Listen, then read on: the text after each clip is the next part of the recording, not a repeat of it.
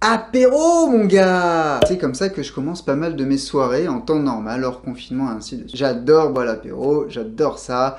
Il y a des petites chips, j'aime les chips. Il y a de la bière, j'aime la bière. Il y a du vin, j'aime le vin. Bref, l'apéro, j'aime ça. Et pourtant, en septembre, alors que j'avais un mariage, plusieurs événements, plusieurs trucs importants, j'ai décidé de ne pas boire pendant un mois. Avec l'arrivée du Dry January, j'ai décidé de vous faire un retour sur l'expérience et surtout de vous expliquer les raisons de ce choix-là et de peut-être vous inciter vous aussi à faire un mois sans alcool. Moi, j'ai utilisé le mois sans alcool que j'ai fait en septembre pour interroger ma consommation d'alcool et mon rapport à l'alcool. Vous l'avez compris, je fais partie de la catégorie des bons vivants. Cependant, en plus d'avoir des enfants qui me réveillent quand ils veulent et pas quand moi je veux, il s'avère que à un moment c'est toujours intéressant d'interroger la pratique. Ne pas boire dans certains cercles sociaux et culturels pose problème. On est différent. Et en fait, moi j'avais ce défi de dire, bah tiens, est-ce que je vais arriver à rester différent encore plus que ce que je suis en temps normal. Ce petit défi que je me suis posé m'a mené à 30 jours sans alcool, et c'était chouette. C'était vraiment très bien, et franchement, j'avais presque envie de continuer,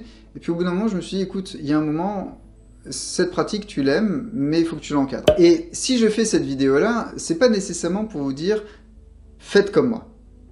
C'est pour vous dire, et si vous faisiez comme moi, ce qui est très différent. Je vous invite à réfléchir à votre consommation d'alcool. Et effectivement, le mois sans alcool porté par l'État français et le Dry January au niveau global est intéressant pour ça. Je vous ai déjà parlé des niveaux logiques de Robert Dietz. Et il y a un niveau qu'on va appeler le niveau des croyances. Ce niveau des croyances est intéressant pour plein de raisons.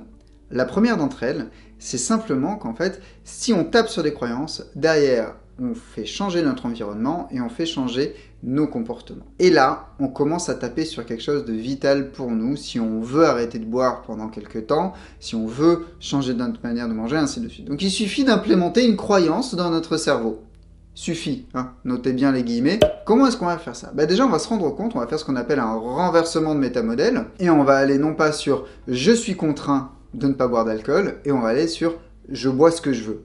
Et ce que je veux, c'est un verre d'eau. Le fait de changer de métamodèle va nous permettre quelque chose de relativement simple. Plutôt que de percevoir le fait de ne pas boire comme étant une contrainte, on va focaliser notre activité sur le fait de faire perdurer un choix volontaire que nous avons déjà fait. Là, on va persévérer à raison et on va tenir 30 jours en se répétant régulièrement, tout simplement, je bois ce que je veux. La notion de boire ce qu'on veut, c'est assez drôle parce que c'est quelque chose qu'on doit défendre. Et effectivement, on doit défendre le fait que non, là j'ai pas envie d'un verre de vin, j'ai envie d'un verre d'eau. Dans tous les cas, c'est tout ce que j'avais pour vous aujourd'hui.